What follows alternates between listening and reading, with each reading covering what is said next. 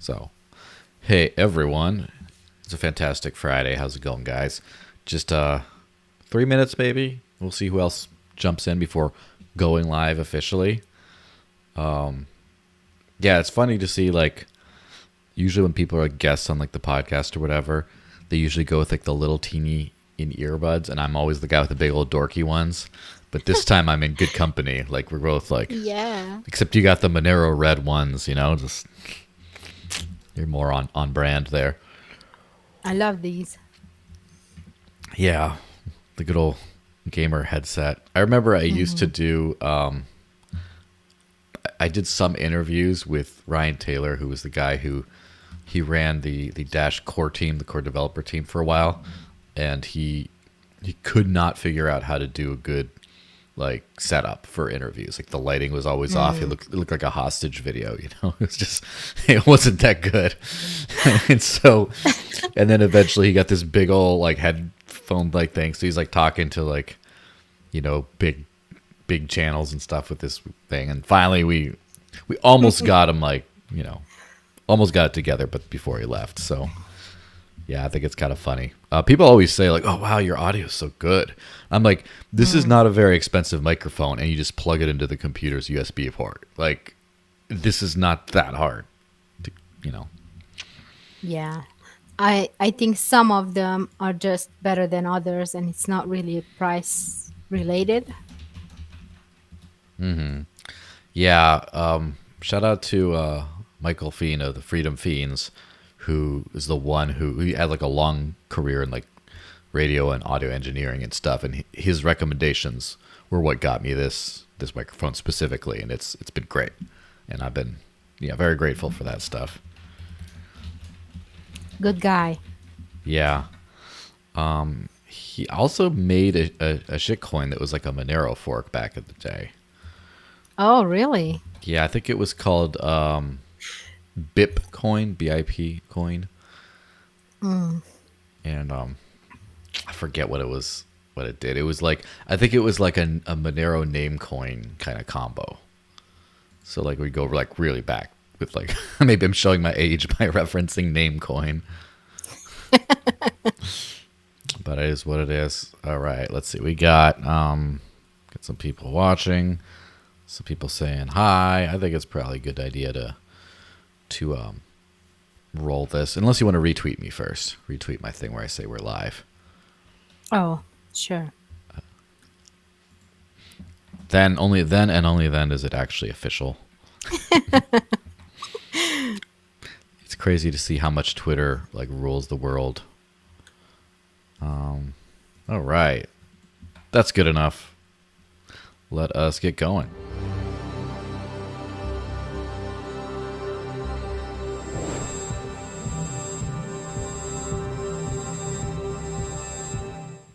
So, hey everyone, happy Friday. Hope you guys have had a great week. It's been quite the tumultuous one around here. A great month.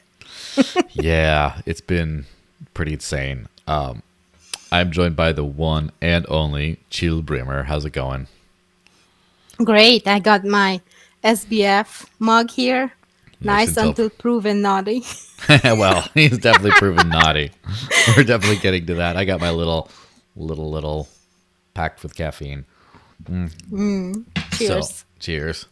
One of these days, I'm going to start the show with whiskey instead, but the day is not.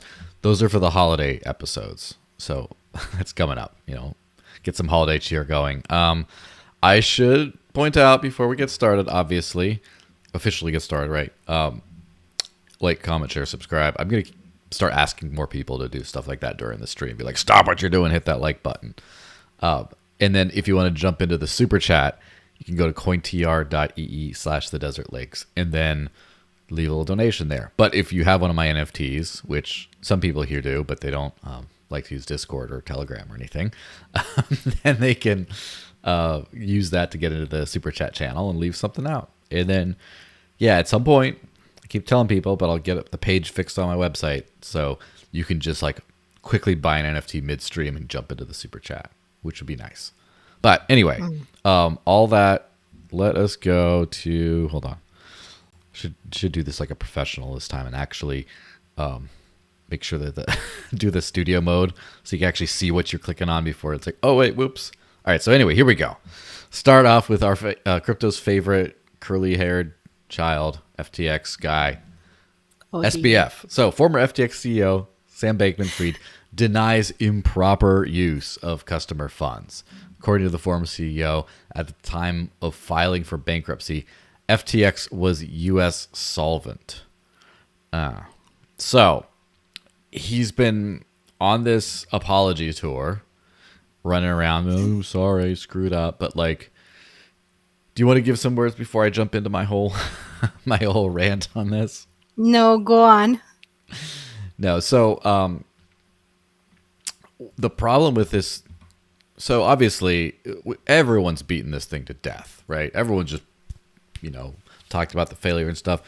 It seems pretty apparent, up to being provable in a court of law, that this guy took customer funds, knowingly took customer funds, and did other things with them.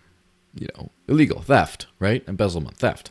So that seems pretty obvious. However, he seems to be characterizing this thing as a risk management problem now, where he just says, okay, well, I ran my business in a mistaken and risky fashion, and that caused it to collapse, and I feel so bad for, what happened. So he's characterizing himself as a maker of mistakes rather than a thief and a criminal, which is what he actually is a thief and a criminal. But he's saying, oh, I made some mistakes. I didn't manage my risk correctly. Yeah, so you have any words on that? I'm sort of over him specifically, but the corruption that he exposed, and I think just looking at these politicians coming to invite him to the hearing, it's so unfair because in contrast you have LBRY and you have Monero delisted and you have Tornado Cash developer in jail and you have all these things in crypto that are punished so severely, and then he's going on this, like you said, apology tour. Yeah, it's quite unfair, I would say. I mean, I think that's pretty obvious that it's an unfair characterization.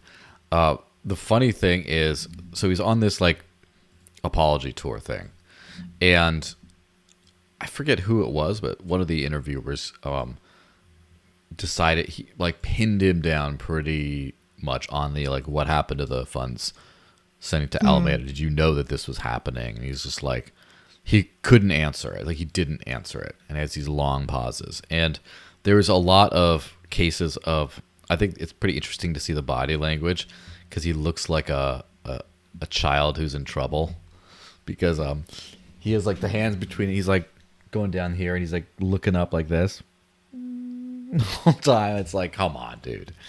And he thinks it is he thinks he knows what he did, because he clearly is finding ways of not admitting what he did, not saying what actually happened.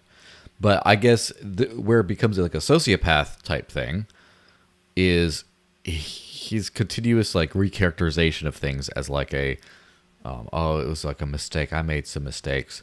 But what's funny? I'm going to be a little, maybe there's a little bit of a controversial thing, but he's kind of right that his problem was not an ethical problem. It was a risk management problem. Although I think he's an ethical piece of crap. If you think about it, a crime is only an actual problem for you as the criminal if you get caught. And under that mindset, it is a risk management problem that he had, that he screwed up, because he didn't play it quite right and he got caught stealing. It's kind of a crazy mentality shift of doing good versus bad versus getting caught versus not getting caught kind of thing. And it's kind of funny because while people say like, he got carried away, I think his responses are telling, because he said it's like a risk, like he didn't manage risk correctly, and I think that's true. However, in the early days, he did put in, or I don't know the early days, but before the collapse, he put in a lot of risk management capital, meaning he put a lot of money towards like people in power and government. That was his risk mitigation capital. His risk mitigation thing isn't don't gamble with customer funds or even make sure you do it safely. It was make sure that if something like this happens, you're going to be safe. It's just that I think he played too crazily, and by the time he got taken down, like it was bigger than his friends could help him out with. Now his friends can kind of help keep him out of jail, maybe. We'll see about that. But he can't keep his empire up. Yeah. Yeah, it's so messed up. I have no words. It's just the whole system just needs to go. I'm done with it. Yeah. And so, on that subject still, right? FTX was the fastest corporate failure in U.S. history. The trustee calls for a probe. The Department of Justice U.S. trustee overseeing the FTX bankruptcy case has moved for the court to appoint an independent examiner, because the fastest corporate failure in U.S. history means, in my opinion, it wasn't just a corporate failure. It was a scam. And the scam just went boom.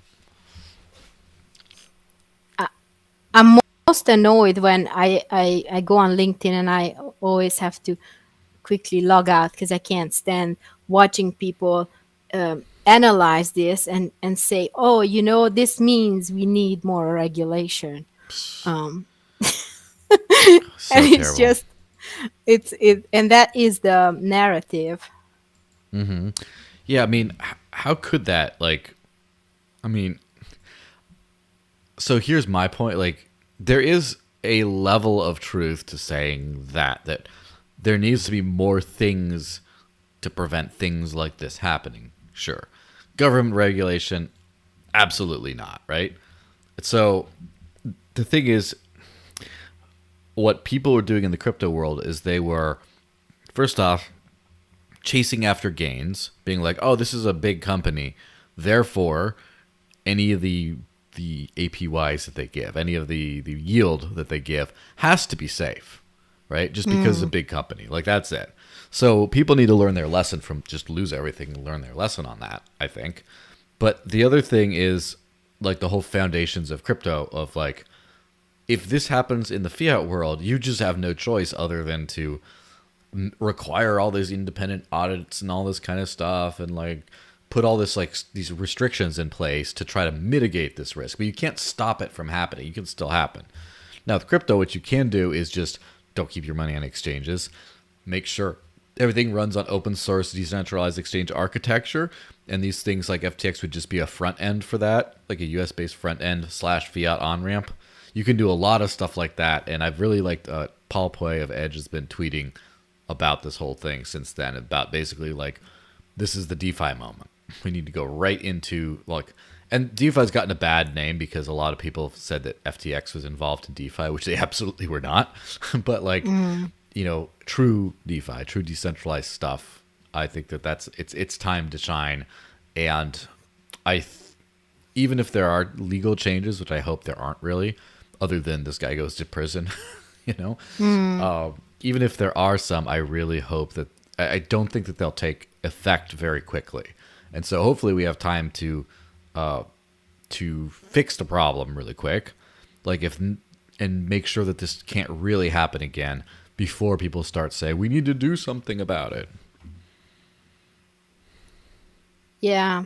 I started to accept that like the masses will never fully understand crypto, because I was listening to that Joe Rogan episode about they just understand Bitcoin and everything else seems to be like nonsense.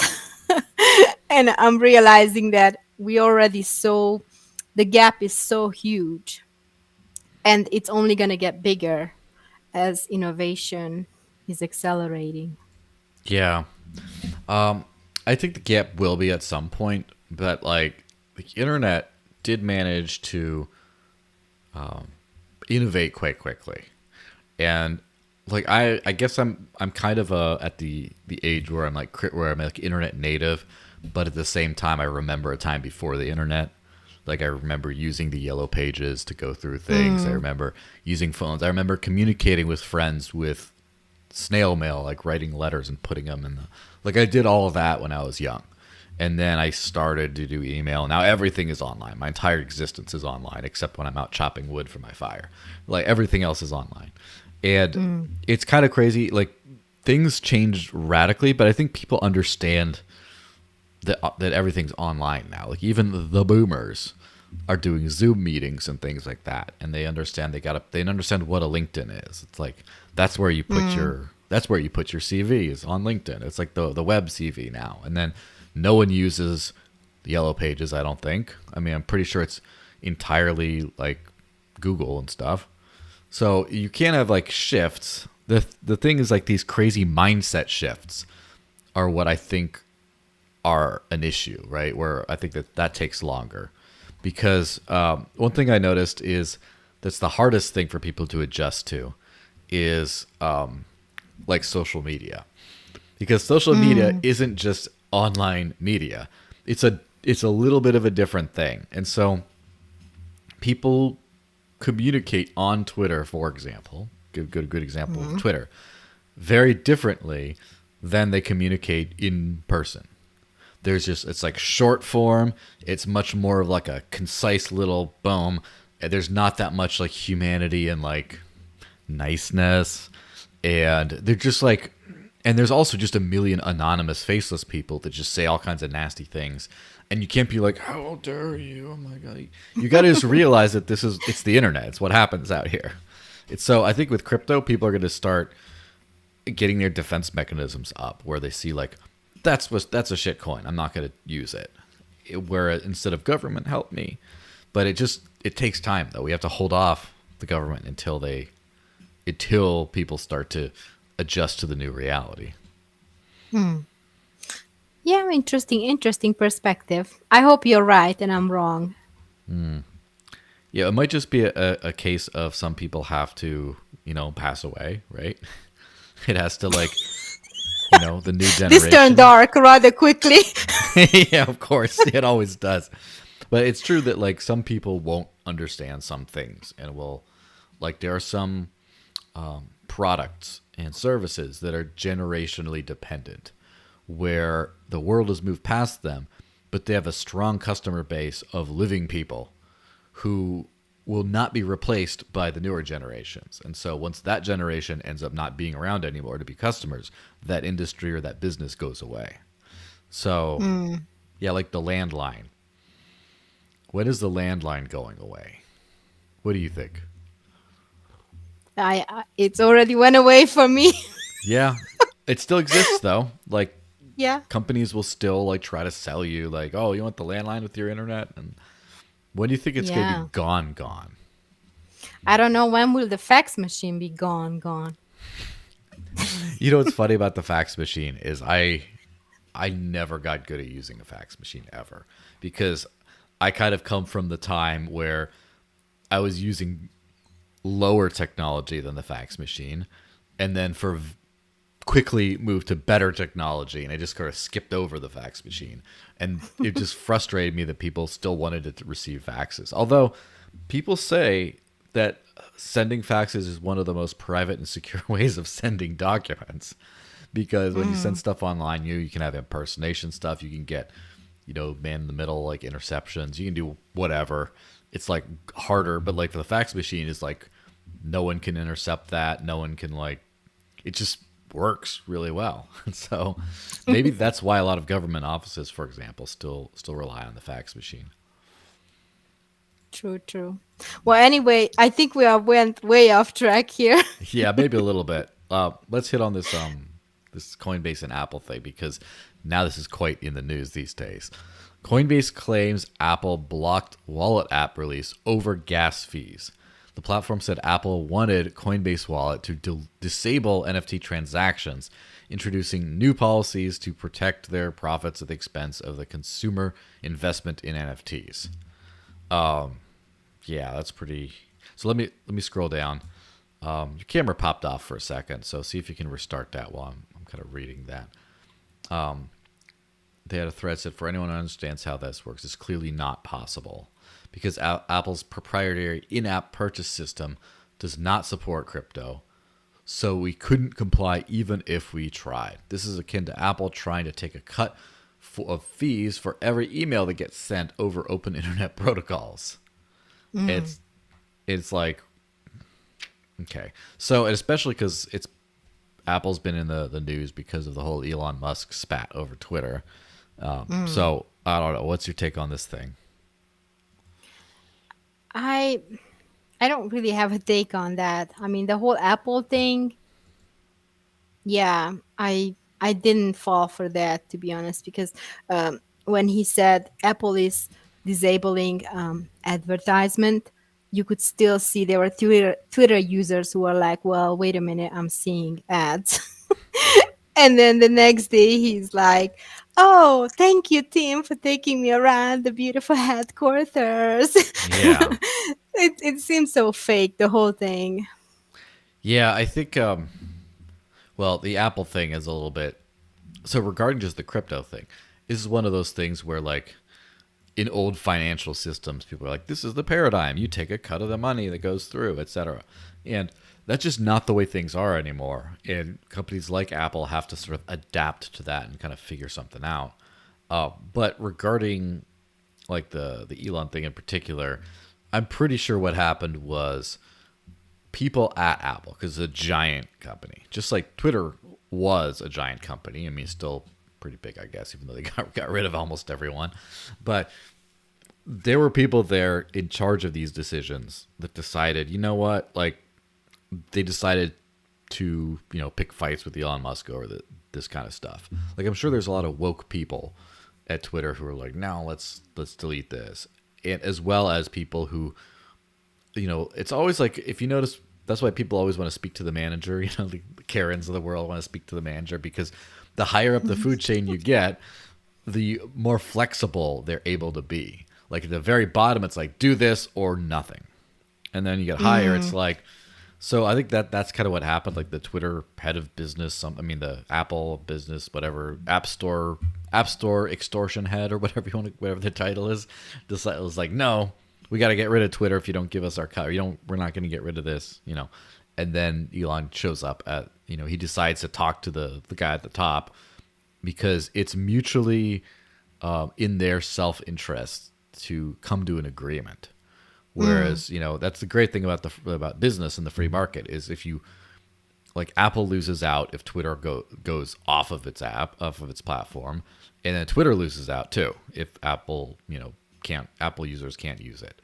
And so they both get hurt, and even though one of them wins, no one wins. And so they want to come together and figure something out that works. But it's kind of crazy. Is that true for Coinbase too? Yeah, the problem with Coinbase is I don't have the numbers to back up the sentiment, but I think Coinbase is significantly smaller of a player than Twitter.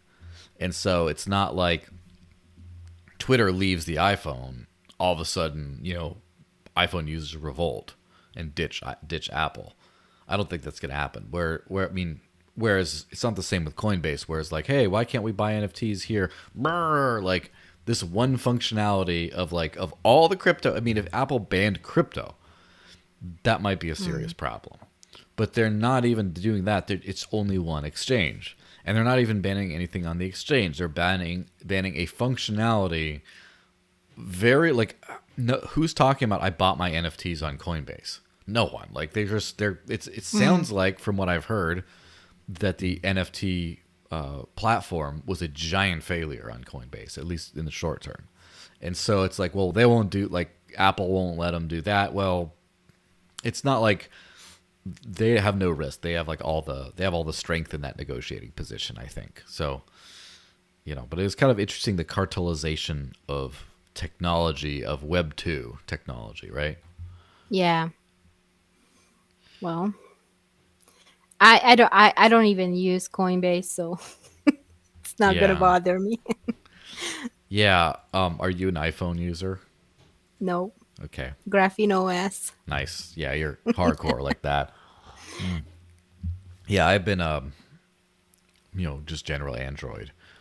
At some point, I'm going to make the move on to a fully de-Googled phone and everything like that. But still, in the meantime, like, I think that Apple kind of positioned itself as like, first off, the entirety of like the smartphone world. The entire, like, they were at the very top of that.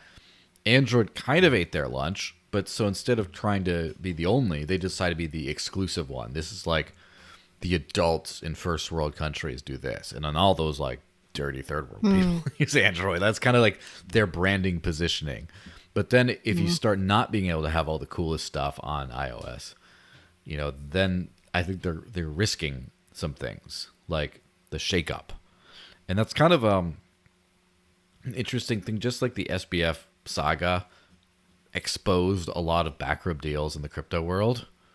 I think that we had the Elon takeover of Twitter exposed a lot of the same things in the tech the tech monoliths. No, that's true.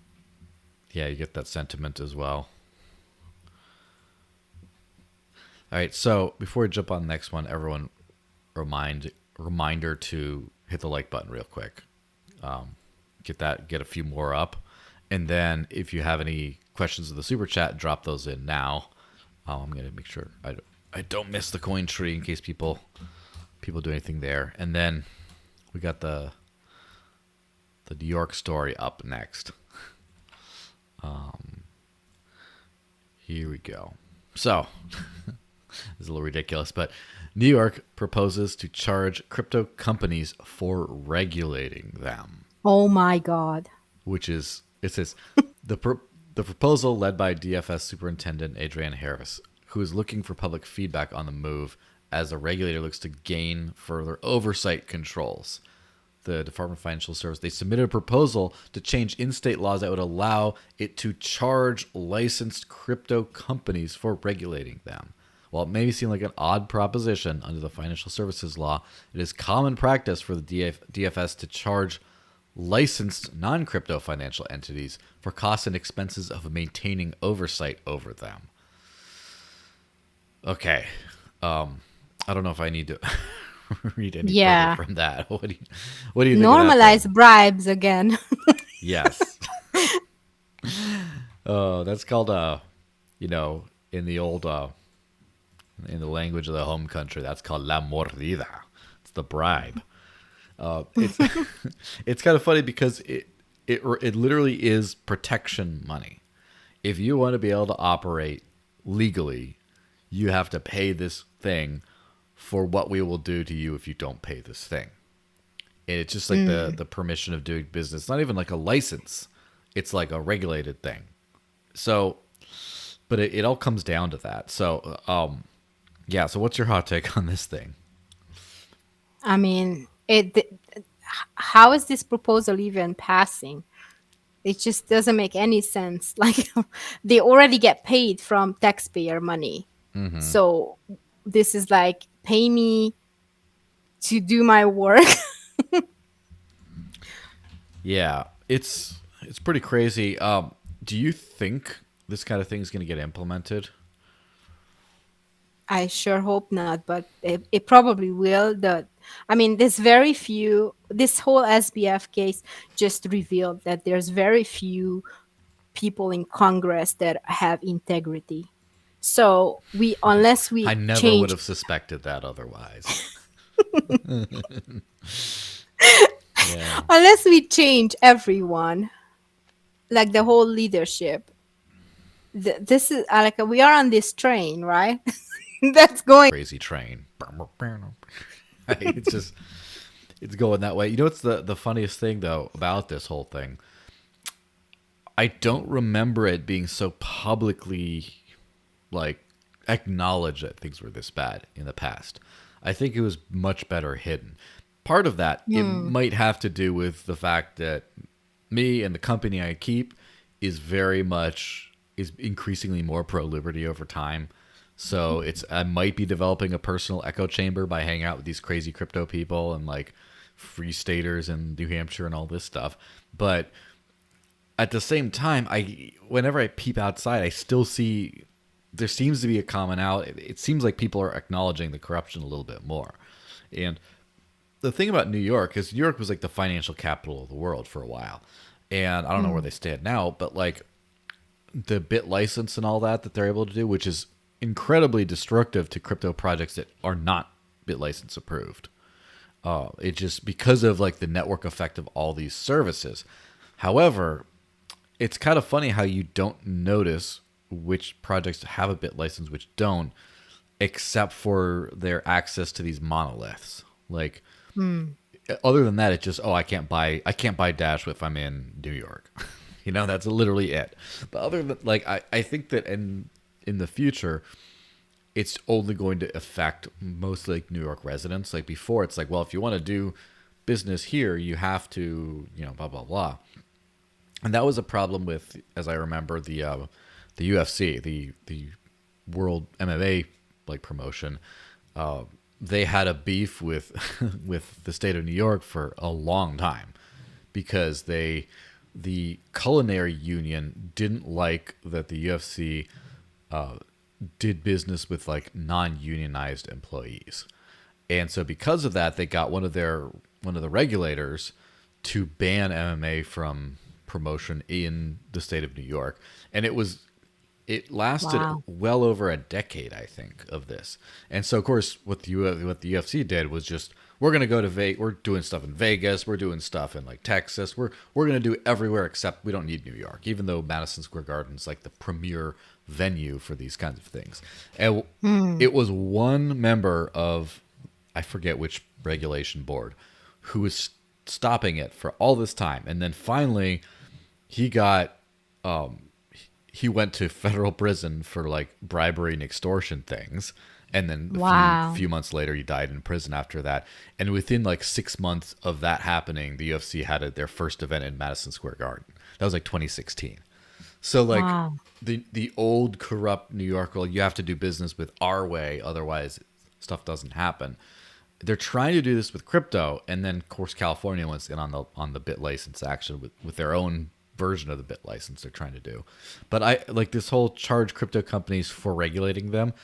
I do think you're just going to see an exodus of crypto companies out of there. And I think that no one's going to care. Like, I think New York thinks that they have a position of power that they don't really have anymore. Yeah, no, I agree. I mean, we've seen this back in 2017 too.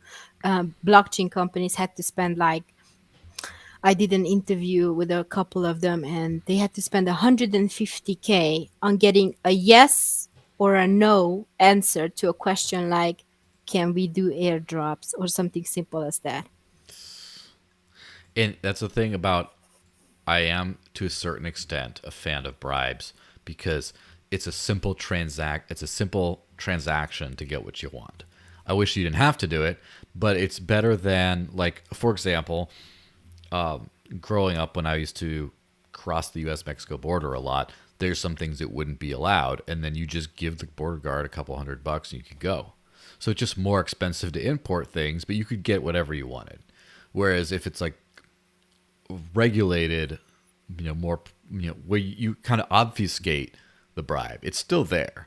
So like, for example, to get a bit license, from what I see people tell me, it could, like, if you pay a law firm to like work on it and get it done, it costs between $500,000 and $1 million to get a bit license.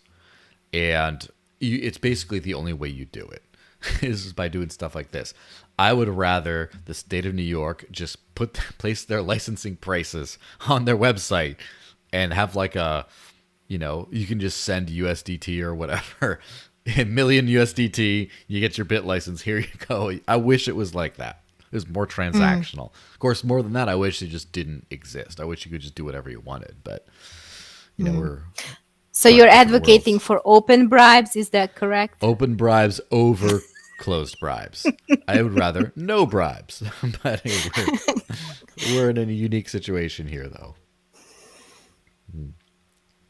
Well, speaking of corruption and regulation, this seems to be the theme of this podcast today. It seems like it's all about, corruption and regulation stuff. This was sad. So LBRY says it will likely be dead following SEC loss. LBRY Inc. noted that while the company is on its last legs, the underlying protocol and blockchain behind the content platform will carry on. Let me just go into this a little bit more because it's interesting. I'm more familiar with this case too. The firm behind the decentralized content platform LBRY says its days are likely numbered following its recent loss against the U.S. SEC in court. And basically, they just said that the LBRY protocol will live on, but the company is probably on its last legs. And so, he said this quote here: "We'd like to be upfront about the fact that LBRY Inc. will likely be dead in the near future. We expect the LBRY mission to continue on, but the company itself has been killed by legal and SEC debts." And this next little nugget down here, from Twitter, of course. Twitter is a fantastic information source. Let me guess. That's because they want a consent judgment that also includes a specific agreement that every sale, even on secondary markets, is the sale of a security. And then LBRY just did the zipper mouth. As in, we can't say, but probably yes. So before I ramble on this, what are your thoughts? I mean, I posted about this a couple of days ago that the biggest issue, and it starts and ends there, is that there's not a single US lawyer who can tell you, yes, this is 100% not a security, like about any project. They give you an answer, but it's just so vague and ambiguous that it may as well be nothing. It really deeply upsets me because I see a lot of our clients, they genuinely try to do the right thing and go through, legal advice and they still end up in the same position as LBRY, really. Yeah. And let me actually bring something up. So I wrote an article that has yet to be published. But I will give a spoiler alert from the article because I got a quote. Basically, what Jeremy told me, the CEO of the soon to be no more LBRY Incorporated, said LBRY hired outside counsel Perkins Coie and followed their instructions from day one, before the SEC was investigating. LBRY acted more conservatively than almost every other cryptocurrency company, even avoiding an ICO. LBRY also proactively sought a no-action letter from the SEC and complied with voluntary requests for information in interviews. So they were extremely forward in trying to be legal, trying to be above board. And understandably, Jeremy's a little bit bitter about all this stuff these days, right? But he basically said that's kind of his biggest regret is being above board. He said they should have been dishonest and scammy because they would have gotten away with stuff. They would still be doing fine if they, and yeah, that's true. I mean, if they would have probably spent the money they spent on Perkins Coie on actual bribes, they would not have an issue. I mean, now it's like it's not even a taboo topic anymore. Yeah, I mean, and it's not that's the problem, is it's not an explicit bribe. It's a secondary bribe. It's a layer 2 bribe. I don't know what you want to call it, but it's like You're so funny. You can't just say like, hey, here you go, and then just ask for you don't just pay Gensler a big fat stack and then that's not how it works. What you do is you have to donate to give some talks at some like DNC conventions or whatever, and like donate to some campaigns, and then donate to some media outlets, and you have to like also hire I don't think Perkins Coie would be the right law firm, but it's funny, the law firm that really gets you your bit license is the one started by the guy who wrote the bit license. And so I'm serious. So if you pay that law firm like millions of dollars, you're getting your bit license, right? So I think you have to like hire the right law firm that's connected, and your company should probably also hire, and you can actually see this with a lot of crypto companies, like their advisors and things. You have to be on the WEF, the World Economic Forum, like something or other, and then you got to hire like as one of your advisors someone who's like in here, and then that's how you do it. It's just a complicated, what is it? It's a roundabout bribe. I'm trying to think of it. Layer 2 bribe might be the best way. Layer 2, yeah. I mean, we do know that Gary does like romantic dinners, no? I mean, he had one with SBF. So Yeah. that may work as well. Yeah, and I think there's some discussion there about like doing other stuff too. Like it's not just, oh, you paid it for a dinner. The dinner is what you get where he talks what he really wants, and which reminds me, one time just commented here, being government approved is a scam. I mean, can't really disagree. I mean, it's the big scam of like the regulators and stuff. And I think people are starting to see that a little bit more. The thing with LBRY in particular is their case doesn't make any sense, and it was clear that they were targeted for specific reasons. And the thing about where LBRY goes in the future, I'm still pretty hopeful about LBRY because first off, it's a decentralized protocol, right? It's a proof of work mined coin, just like a Bitcoin, except with obviously a bunch of heavy modifications to actually improve categorize channels and monetize things and upload content and all this other stuff. So the LBRY protocol is not going anywhere. What I wonder is if they had some judgment agreeing that these were secure, like all sales, including secondary markets, were securities. I think at that point, what you'd have to do is you have to start over, like similar to Hive with Steam, when the whole Steemit takeover happened, and then the Steam blockchain as a whole became kind of compromised. They just moved over to a new one called Hive, and Hive still does what the old stuff did. I hear it's semi-thriving. I mean, it is still that old, Dan Larimer tech, but like, it seems to be doing okay. So that would have had to happen. It seems like, however, as part of like the judgment is like, now that you lost, you got to negotiate and see like, how much you're going to pay. What are you going to do? Like the plea bargaining kind of stuff. And as part of that, it seems like the implication was that the SEC wanted to give them a little slap on the wrist as long as all the sales from here on out are all considered securities exchanges. You could only sell LBC on a regulated securities exchange. And other than that, you'd have to have a giant fine, and stuff like that. And so I think that what LBRY did is they just fell on their sword and are like, nope, we're going to keep the blockchain alive. We're going to just take all these fines and go bankrupt. And so I think that's probably what they did. Now, it's interesting to note that I would say 90% is a modest figure. 90% or more of LBRY's action or usage is through the Odyssey website / service. And so I know a lot of LBRY staff moved over to Odyssey, and and Odyssey seems to be doing great. Like I think they're doing better than ever despite all this stuff. So I think that the LBRY blockchain's okay. Odyssey is okay.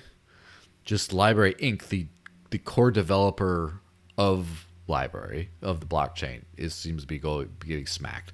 So I think that they're gonna have to get rebirthed as like a DAO or some. I don't know. They're gonna figure something out to keep all those people still building the whole thing. So I think it's gonna be okay. It just unfortunately kind of stopped the development of the LBRY protocol for a while, or kind of like got in its way for a while. So that's kind of unfortunate. Yeah, they're going to have to make an Eric Voorhees move Yeah. and go as a DAO. Do you have any indication, since you interviewed the founder, as to like how will the user experience change if we just have the protocol? I don't think the user experience is going to change much at all. One thing it hasn't been directly communicated, but it's pretty obvious, is as someone like I've been heavily using LBRY since the very beginning of 2020, and a lot of stuff was a lot more credit based. So, for example, built into the protocol is tipping function with their credits. You can just on the protocol tip credits to some other user, and that's still there. And then they had paywalling, like you pay like a few cents to like unlock some content, and that is built into the base protocol. But then the innovation kind of stopped there because then everything else that Odyssey has done, other than just making a smoother experience for LBRY, has been fiat stuff. So they let you do fiat tips, and I think they charge like 5% commission, whereas like YouTube's like 30% or something awful.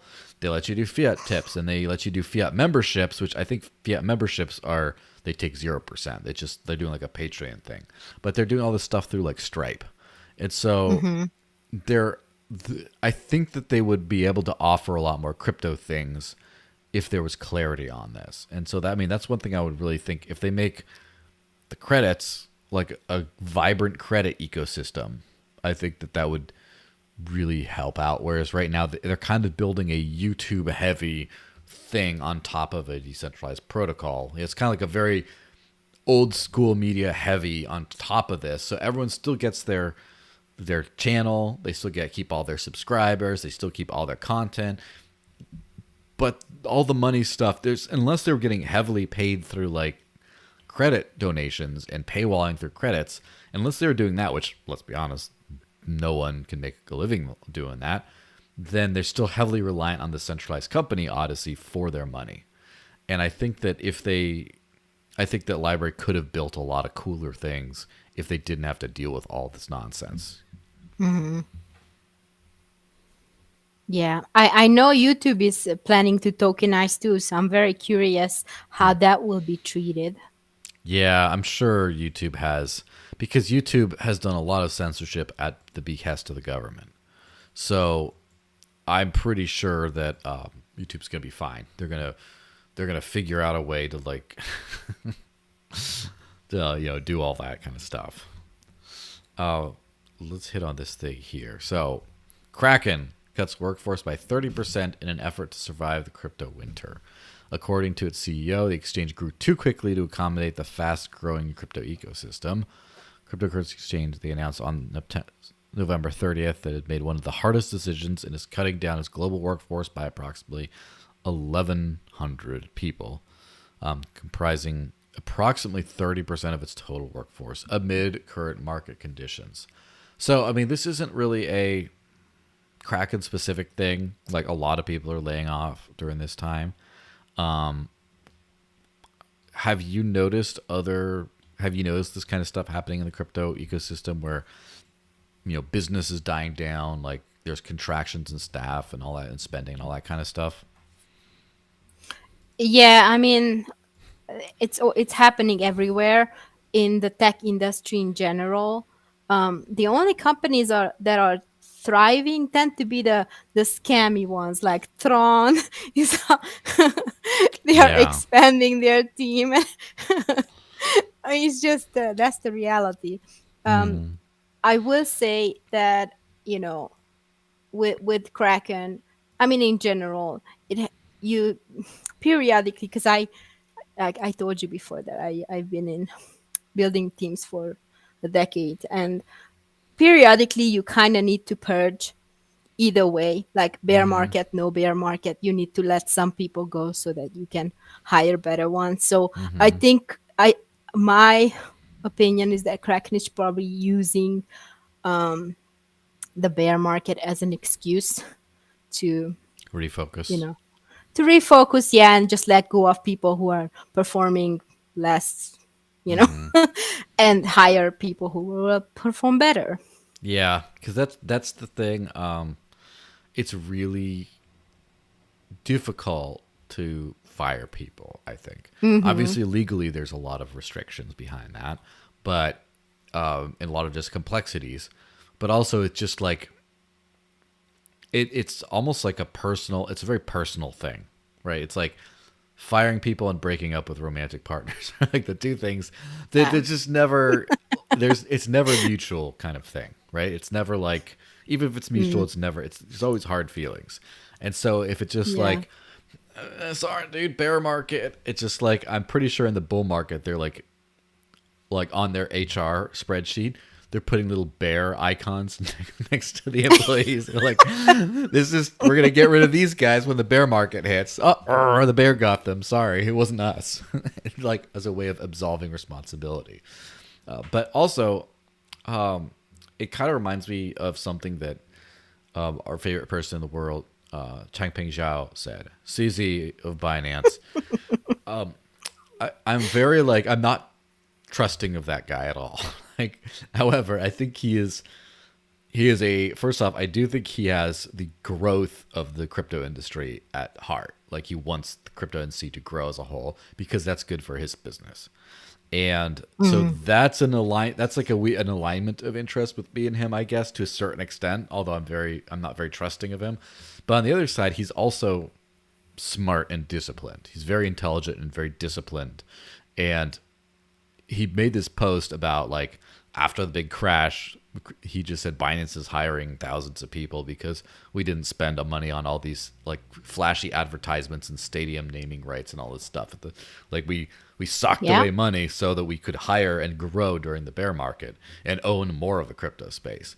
And then you see like Binance is busy basically just like wrecking all the competitors right now. Like FTX is one of the biggest competitors, and then Binance, let's be honest, Binance kind of took them out. Like, obviously, they fell under the weight of their own scam, but Binance is the one that made it happen now. Just knock the first domino over, and then it all goes down. And then there's always the rumors that they're going to be buying, was it BlockFi or one of those things that FTX bought, but then FTX died. So, one of those things, like they're ready to, like, it's like the sharks, like they're circling around. They're ready to just eat up for the next growth cycle in the next bull market, while everyone else just got wrecked under their own dumb decisions. And so, I mean, I'm not saying that Kraken did that, but like, I do kind of believe when they say that Kraken might have grown a little too fast and couldn't sustain it. Like, that sounds reasonable, right? A lot of businesses I know expand and contract with the bull and bear markets.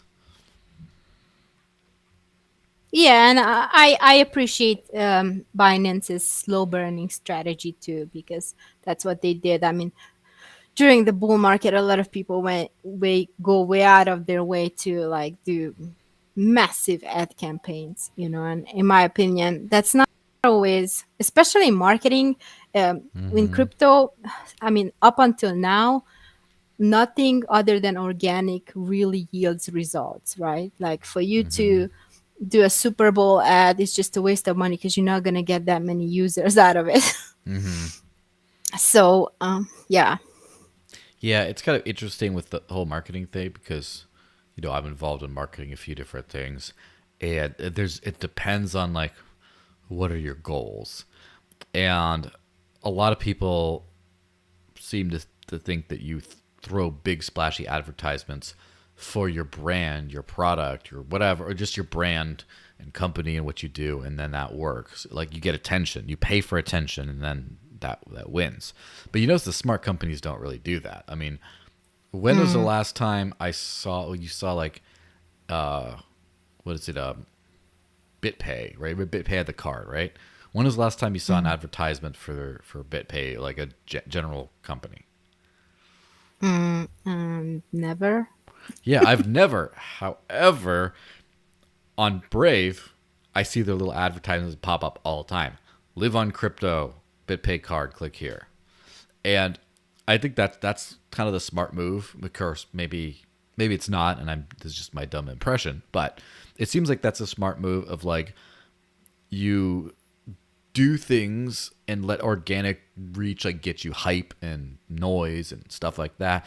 And if you have to spend money on stuff, you mostly do product, like build your product that does this, a little bit on PR to like get it out. But most of it's, like I said, BitPay's not advertising big splashy things anywhere. People just word of mouth communicate. Oh yeah, I use BitPay. They do this. Or there's little ads trying to get people to start becoming paying customers. Just start to use the service. And so that's one thing I noticed is like whenever you see these people throwing money at not getting customers or implicitly but not explicitly getting customers, I start to get a little worried. Like Matt Damon's talking about, the innovators and shit with like crypto.com, or then, Larry David's getting in trouble for not showing FTX in an FTX ad. Do you remember that whole thing? No.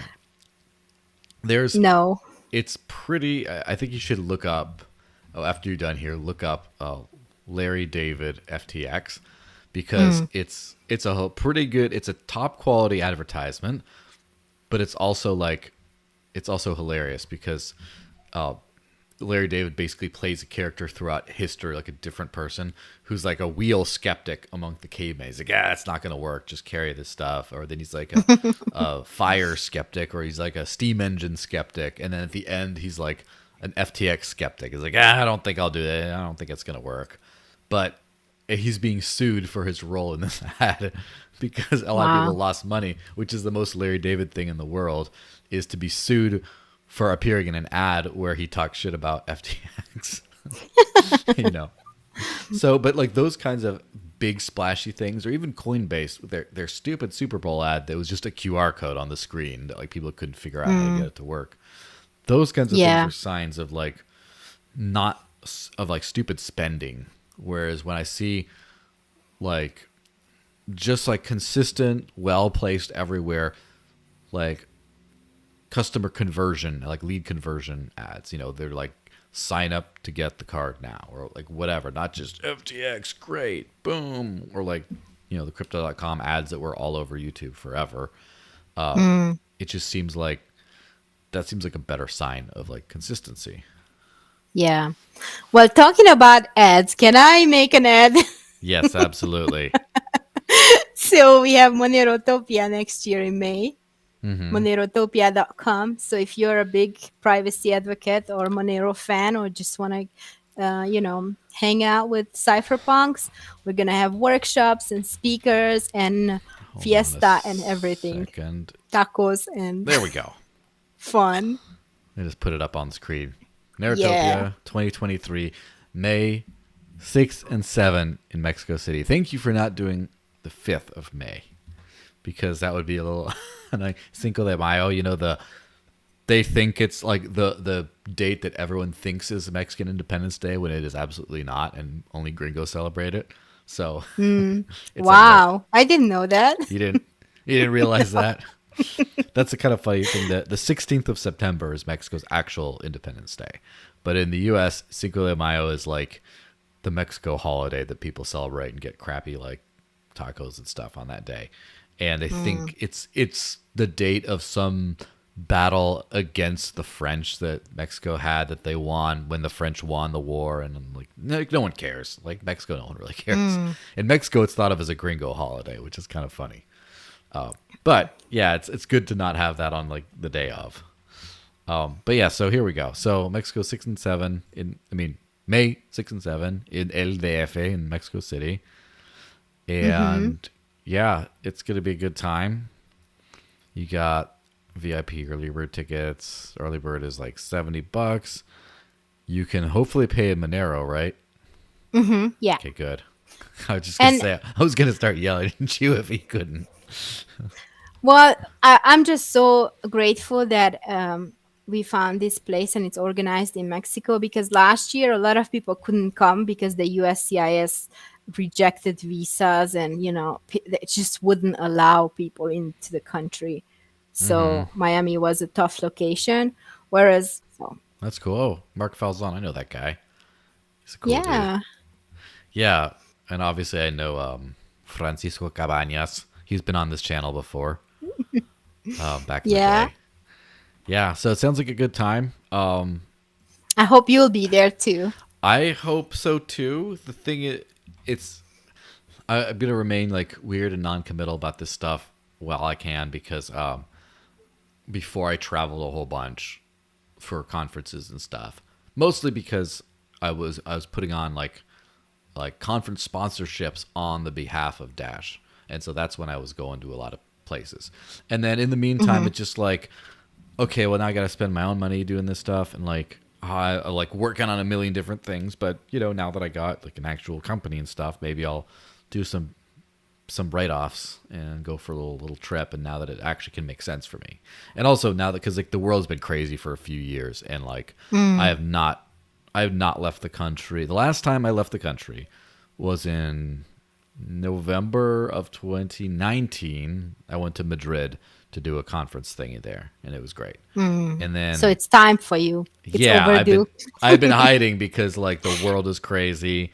Not trying to, I don't have what used to be your access card over the last couple of days. The shots. I don't have any shots. I won't. And I hate masks, all this kind of stuff. So the less of that But it's stuff, Mexico. Yeah. We can have antibiotics too. Yeah. I mean, it's great for me. So like I've been, kind of hunkering down, but doing a million things. But that would be great if I could show. We'll see if I can make it. I'm still thinking about hosting an event here in New Hampshire at the later in the Or year. the fall. Yeah. Oh, I want to go to that. Yeah, so hopefully Digital Cash Fest will happen here somewhere. And I'll make it if I do it, I'll make it like agnostic, right? So then you're going to have to deal with a bunch of Zcashers too. You're going to have to, deal with maybe nano people will show up. Let's hope not, but maybe. Just kidding. It's all in good fun. All right, so it seems like a pretty good wrap-up point. If anyone else has any last-minute super chats and stuff, feel free to drop them in real quick while I'm doing this whole thing. Where can people find out about you specifically and the stuff you want to do? Obviously, you already shilled MoneroTopia, but now it's time to shill yourself. No, it's not time. No need to find me. Wow. You're on, you have your Twitter account, so Yeah. if people want to follow you at CryptoTweety, then you should have a Tweety bird like in your profile picture, but you don't. But yeah, I don't. Follow on Twitter, and then get your ass down to MoneroTopia in May and hobnob with all those cool people, and it'll be a good time. How about that? Sounds good. All right, guys. Well, Thanks for everyone. watching. Have a good weekend. Yes, you too. Stay safe out there, and I'll see you guys next week. Bye-bye, guys.